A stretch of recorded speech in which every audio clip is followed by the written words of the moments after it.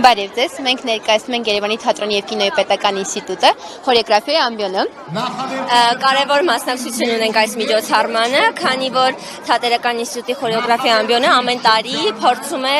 ապահովել պարային տրամադրությունը եւ մշտապես հանրությանը ներկայացնել պարի կարևորությունը։ Ըստ ձեզ ինչքանով է կարևոր ամենամյա նման միջոցառումների կազմակերպումը։ Ինձ համար կարևոր է այնքանով, քանի որ ամեն տարի ավելի շատ մարդիկ են տեղեկանում հայկական պարերից, հատկապես ազգային, եւ ամեն անգամ ավելի շատ երեխաներ են ոգևորվում եւ սկսում են հաճախել պարի։ Հետաքրքրվածությունը մեծանում է, մասշտաբային միջոցառում է դառնում ու կարծում եմ շատ կարևոր է ազգային ինքնությունը պահպանելու համար։ Հենց հայկական պարին խնդրեմ, անդրադառնալ դրա կարևորությանը։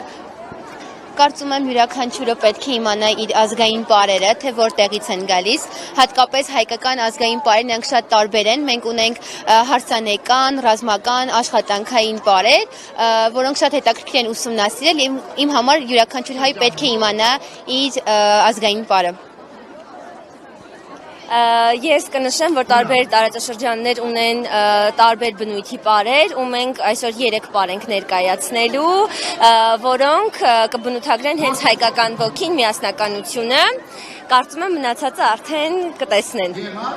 Իսկ միջոցառումը սահմանափակվելու է այստեղ Հանրապետության հրապարակում, թե նաև այլ վայրերում են լինելու միջոցառումներ։